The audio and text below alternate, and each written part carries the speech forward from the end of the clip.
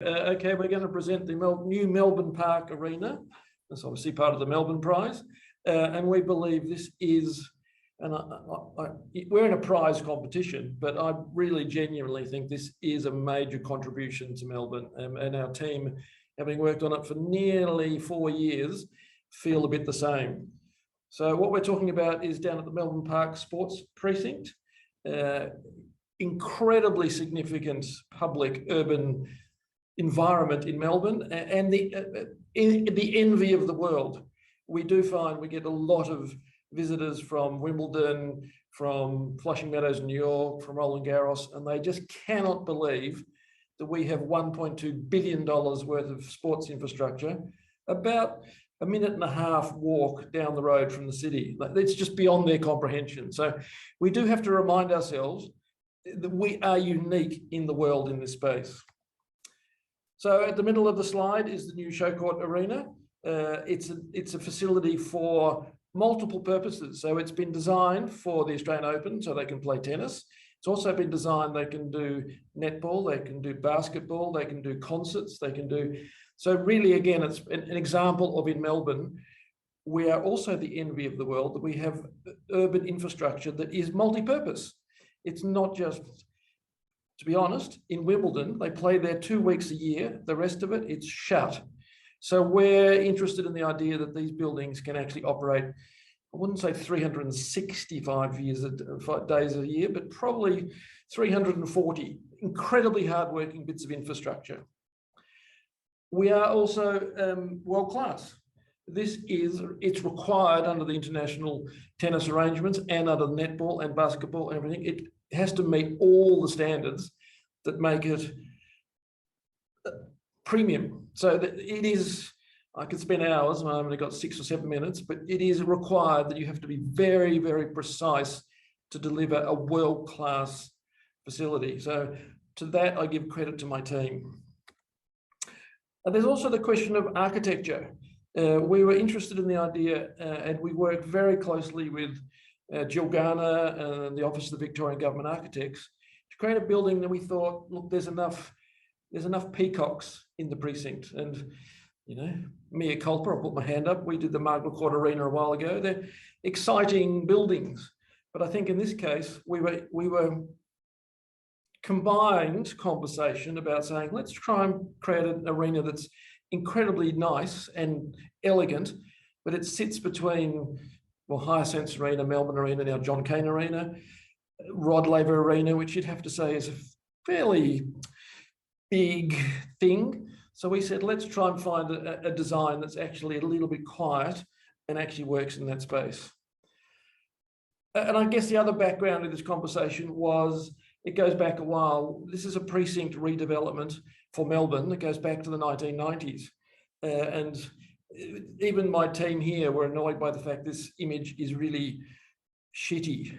And I go, well, that's shitty because it is actually a real photo that I got from a premier. Well, actually, I got it from one premier who gave it to another premier.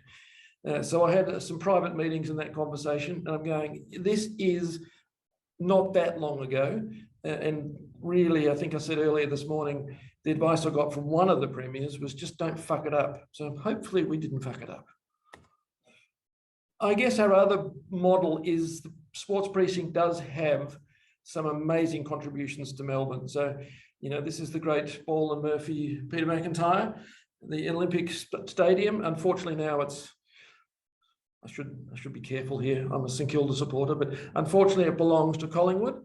But a truly beautiful building in the precinct. So I guess for us, there was that conversation about how do we think about architecture at that civic Melbourne scale, so that, you know, 1956 is quite a while ago. We'd like to think that our building is in 2056 still relevant. The other dimension to this conversation is how you actually engage with Melbourne. And Melbourne is a global city at one level, a provincial city at another level. But the statistics show that we have nearly 700,000 visitors come to the Australian Open and come to the precinct, which is pretty bloody impressive on a global scale. But I guess from a kind of contribution for Melbourne into the world, to 22 million people visit digitally. So I guess there's this conversation we've been having about, you know, what is the two parallel universes of actually urban design visiting, and 22 million people is quite a lot of people who will actually access the site through smartphones, tablets, etc., etc. I think the other thing is it's global. It is a global space. We do exist, sadly, at the moment with the world politics and geopolitics going on. But a few years ago, I was traveling for work purposes, and the only thing in the world news that actually registered was the Australian Open tennis. So Australia was known for that. So you kind of go, well, that is for Melbourne a very, very important contribution, well, to Melbourne and to Australia, because it is the one thing that people go, yeah, actually, I was in a Korean restaurant, to be honest, and the only thing they had on the TV was the Australian Open. And you're going, Seoul, Korea, 2 degrees on a work job, going, Australia is registered. And I think the other thing is, really, there are some ambassadors that are important in this space. So yesterday, day before, Ash Barty announced her retirement, but her contribution is significant. So it's part of making the precinct important, not just from a kind of space point of view, but an ambassadorial cultural point of view. This is a space that we're dealing with across a whole range of First Nations issues and environmental issues, all of it, but huge contribution. I think the other thing is fun. We did, so again, mea culpa, we did change Margaret Court Arena into an arena, but the feedback from state government, City of Melbourne, OVGA, all the client teams was that the old Margaret Court, which was an outdoor arena, was a lot more fun. You could just turn up with your flags and, you know. So the idea for this arena was to go, we need to replace that idea of it not being an arena, it's a show court. So you can turn up, it's hot, it's cold, it rains, you know, it's a place for the community to sort of, as the slide says, have a bit of fun, because the arenas are ticketed. And the last couple of slides is effort, huge environmental requirements for the heat loads and so forth. So if you do come and visit, we can talk through that in detail. It's a global stadium. So we are, even though it's small at 5,000 seats by world standards, it's small. And the final two things are small but important. Openness. There are no gates. So you can go down there at lunchtime, have a sandwich, you can go in. It's not a closed space. It is totally open to the public, which I can tell you is quite an effort for a lot of people to have got done. And the last one is we do have, to the envy of the world, we do have the most universal access stadium now in the world.